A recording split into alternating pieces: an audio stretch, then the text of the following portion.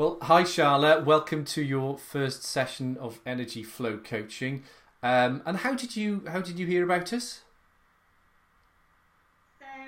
One of my friends told me about you all um, because she had been sick for a really long time with some of the same things that I have. And she said she worked with you just for a few months and she got better without having to take any of her supplements and following like this really, stringent diet and that sort of thing. So I thought I would check it out.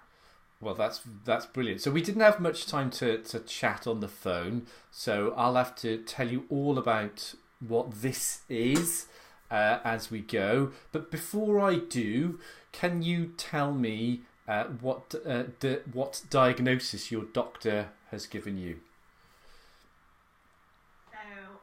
My doctor diagnosed me with adrenal fatigue. Okay. And Um, can you tell me when that was? I was diagnosed with adrenal fatigue about 5 years ago. Right.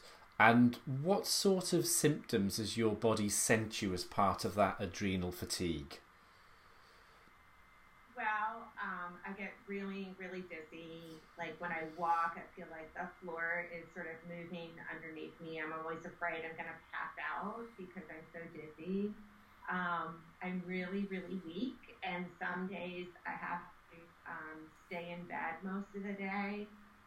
But a lot of times, on top of that, even if I do that, I still don't feel stronger after I rest. But I'm extremely fatigued, but I can lay down and rest, but I can't get into a deep sleep. A lot of Okay. times I'm up at night. I have blood sugar dips, and I have to eat protein to prevent my blood sugar from crashing. And I used to be really, really active, and now I can't hardly do it all. Okay, so your main problems are a weakness, a massive fatigue, which isn't cured by resting, some sleep problems, and blood sugar dips. So those are the main symptoms that your body's sending at the moment. Now, so you had this diagnosis 5 years ago. Can you tell me when did your body start producing these symptoms? Before that, how long was it? When what sort of timescale are we looking at?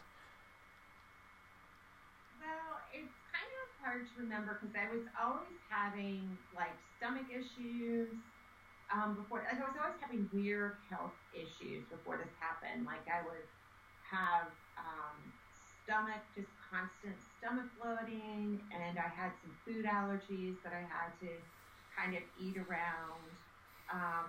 I had to take a lot of supplements. I had leaky gut, so I had to take like a lot of digestive supplements. Okay. Um, I had systemic Canada. At one point my hair was just falling out in clumps.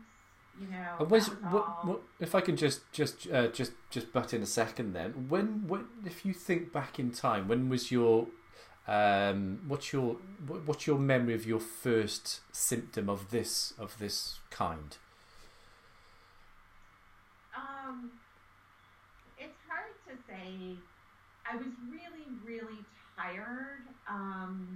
We moved to a new house, and I was sort of exercising a lot, and I was finding I was just really fatigued, and I couldn't get refreshing sleep. But I could still do everything. I was just ridiculously tired Okay. and not able to kind of sleep my way out of it. I couldn't recover from being fatigued, but I was functional. Okay, and is those symptoms of that fatigue when you moved house? Was that um, before the stomach symptoms that you talked about, or is that after? What can you give me an idea of time scale and when these symptoms have appeared and when they've gone away? Okay, well, I had stomach issues off and on throughout my teens and 20s, Okay. and then they went away. And I was fine for a long time, and then they came back again. But it's hard to figure out what was going on. I thought I was in good health, for a good 10 or 15 years, and then it all kind of started up again. Okay. And can you tell me what sorts of other healthcare options have you tried for your symptoms? So when I first got diagnosed, my doctor, she did acupuncture. She gave me a bunch of supplements to take. She told me to take a vacation for like a year. Um, and she, that's all she could give me, right? So I thought, okay, I'm going to take these supplements and I'm going to feel better and I'm going to get the acupuncture and I'm going to feel better and I'll be fine in a couple months. But I never felt better again and I wasn't fully functional. So I realized pretty quickly that she kind of did all she could do, right? And I was too terrified to go into the medical system because I know if I went into the medical system, I would have tons and tons and tons of expensive and invasive testing done, which I didn't really want done. I kind of knew what was wrong. So then I started to kind of do a lot of research and I found, some natural doctors who could, offer different supplements. It was all diet and supplements and acupuncture,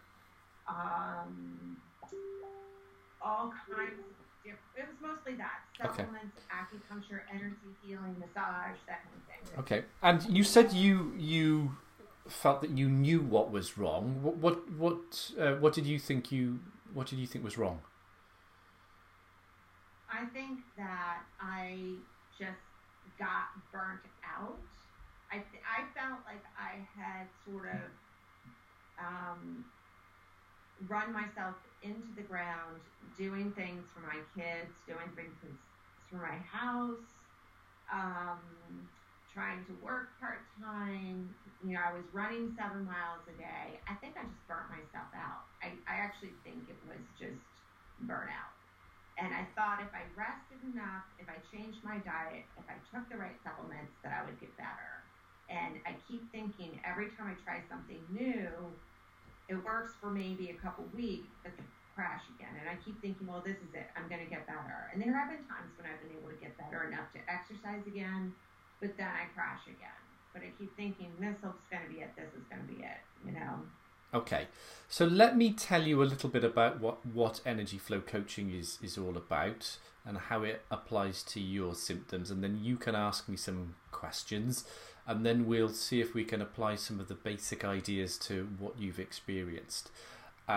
So the very idea of energy flow coaching is that the way our body works is that in order to get our attention, it sends us feedback, and the feedback it sends is through some form of feeling or symptom. And if we are aware of that feeling or symptom, we can do something about it.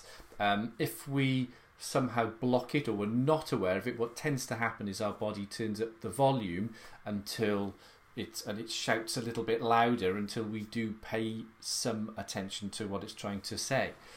And whereas a lot of the time what we're used to in healthcare is that we have a symptom and we go to the doctor and we want the doctor to give us something to treat our symptom.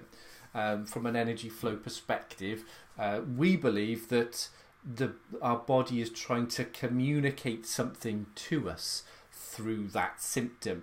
So rather than trying to get rid of it or squash it, what we want to do is recognize, okay, my intelligent body is trying to tell me something. What I need to do is pay attention to that. So much in the same way as if you're walking down the street and a stone pops in your shoe and you feel a sharp pain in your foot, that pain is a messenger. It's your body trying to tell you something. It's trying to bring you a message. And that message, of course, is quite simply, stop walking, take the stone out your shoe. Of course, and when you act on that message, the symptom of pain goes. And we could say the same for something like hunger. At certain times of the day you get that rumbling feeling. Of course, that rumbling is your body and it's trying to give you some form of message. So we look at symptoms and symptoms of fatigue like you're experiencing it in exactly the same way, that your body is trying to get your attention. So rather than just trying to suppress those symptoms or squish them, we want to look at the context within which they arise and get a sense of, okay, so my body's trying to tell me something here. What is it trying to tell me? I think that's the other important point, is that what we know from the stone in your shoe and what we know from hunger is they're relevant to that moment, if that makes sense. So you don't have the pain in your foot when you're sat at home watching telly. You have the pain in the foot when the stone is in your shoe as you're walking down the road. So when our body sends us a symptom, that symptom is trying to communicate a message about something that's happening right now. Does that make sense?